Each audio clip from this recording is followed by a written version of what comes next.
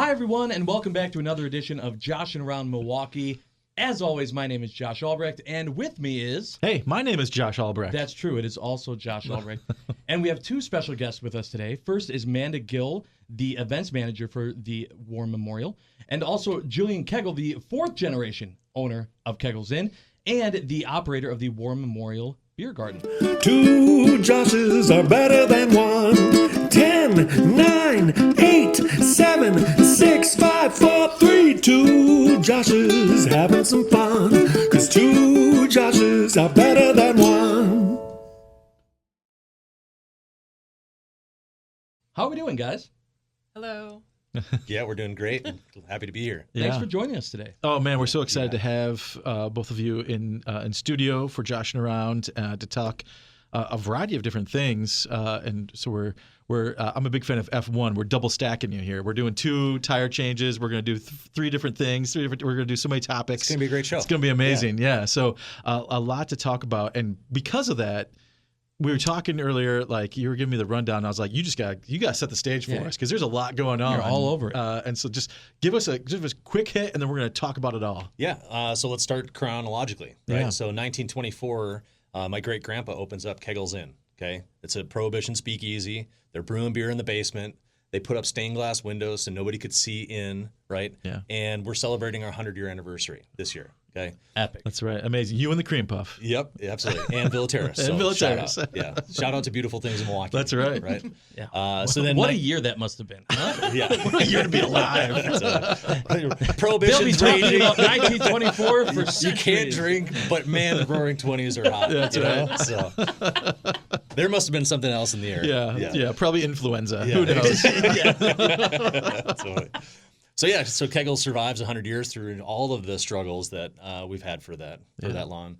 After the war in 1957, Milwaukee welcomes the War Memorial Center, and I think that's just such a beautiful stage to set on. It's right on the lakefront. It's approximately 200 yards from the lakefront of Lake Michigan, and we'll get into that in just a little bit when we talk about our 200 yards beer that we did for our centennial anniversary and a collaboration with the War Memorial.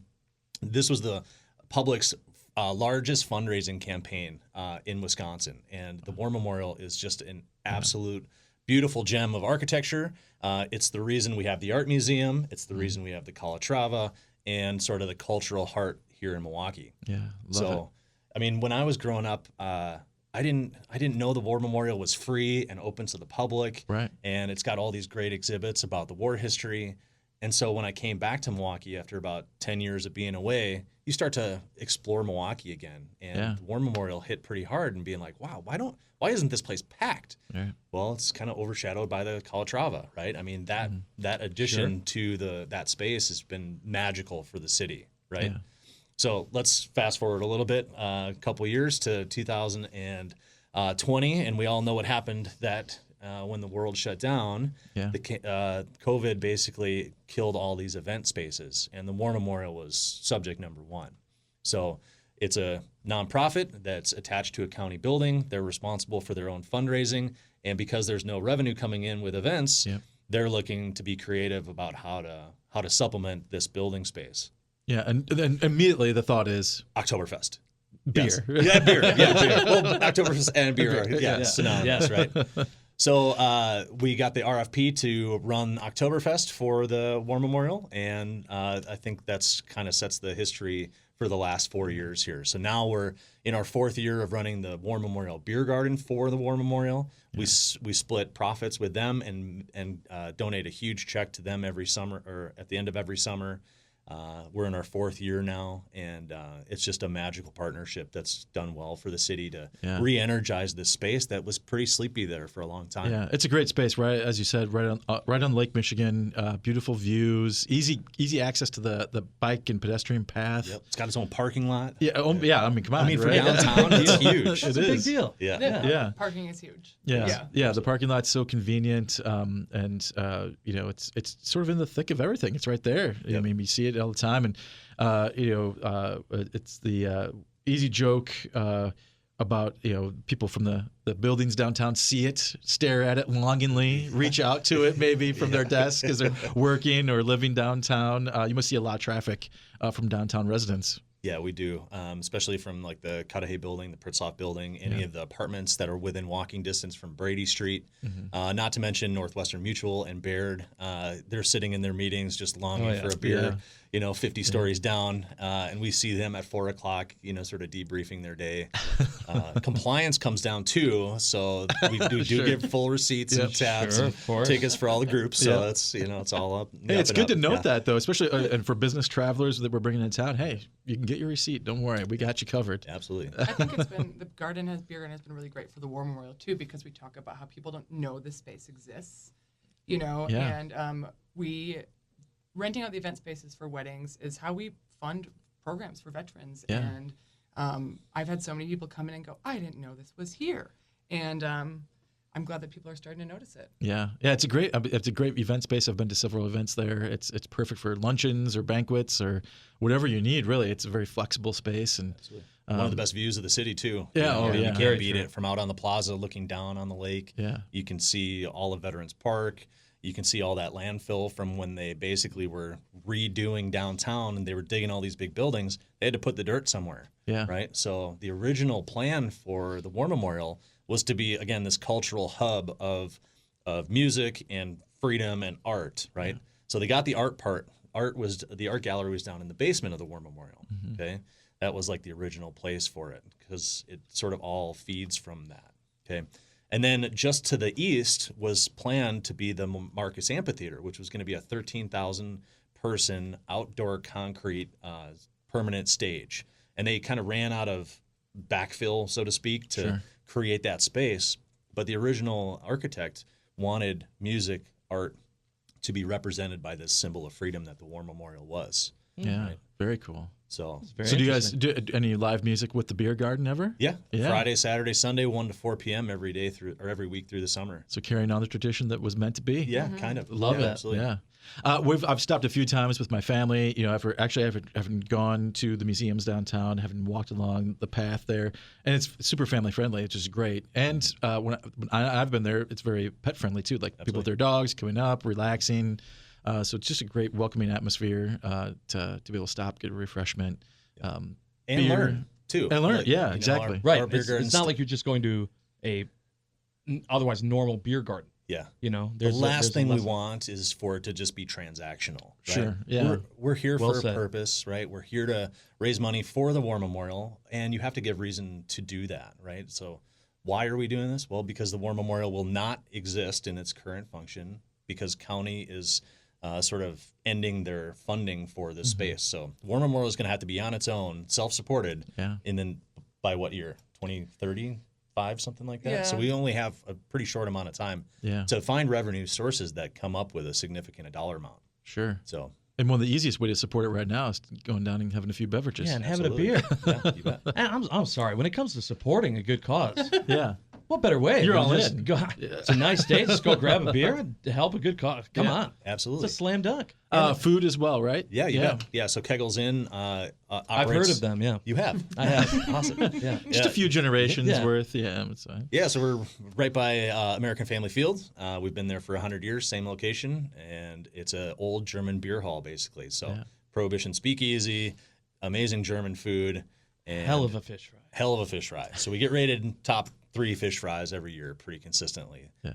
And that's not just the food, but it's the atmosphere. Yep. Yeah. Summer, the beer garden's hitting with live music and polka on Fridays.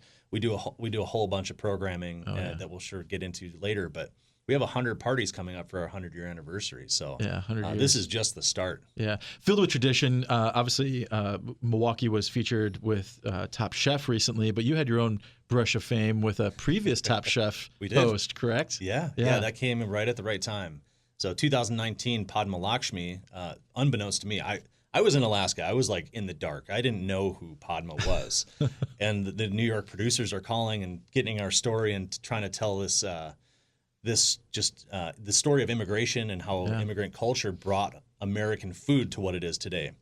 So the first episode was Mexican food, and then the second episode was German food. So of course she came to Milwaukee. Yeah. And we were honored to spend a whole day with Padma in the kitchen and in the dining room and in the beer garden, sort of explaining this idea of American food is essentially German food that's forgotten its roots. Yeah. Right. Yeah. So Frankfurters, ballpark hot dogs, right, come from Frankfurt, Germany.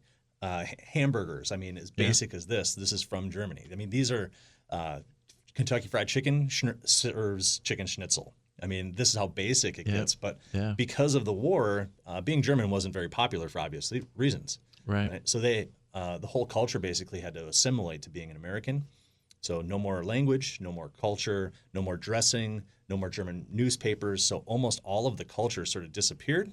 And then they rebranded what that German food used to be as, oh, this is American food. Yeah. Right? So that's kind of the beauty of what we told that story. It's called Taste the Nation. It's available on Hulu still to this day. And it really helped us save the business, trying to find all these multiple ways to succeed in the COVID pandemic. Yeah, it's a great episode. I encourage people to check it out. You guys show out great in it. It's the whole city does really. It's a great story for the city. But we've got other things we need to talk about today. So you've got the War Memorial. We've got the restaurant itself, but we've also got Oktoberfest.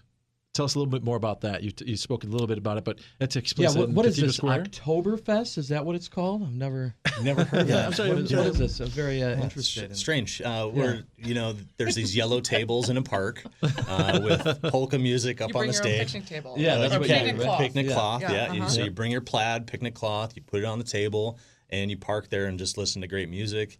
You meet strangers at the picnic tables. Yeah. This is taking place in Cathedral Square Park. It's kind of like the central city park. We're working with Easttown Association as our partner, so we fundraise for them to do park improvements and make that space more programmable in the summer. So the big goal is to put in a permanent stage for Jazz in the Park, Bastille Days, and Oktoberfest as a season-long program. Yeah. So we're really excited Very about cool. that. Yeah, for sure. How do people get no tickets? Right, it's free to go. It's free to go. And then, yep. So and this actually started at the War Memorial. So Milwaukee Oktoberfest Full was circle. Absolutely. So we tried to program fundraising at the War Memorial for Oktoberfest, and we're not the only tenant of the War Memorial. I think how many businesses are also attached to the War Memorial, and most of these are all veterans.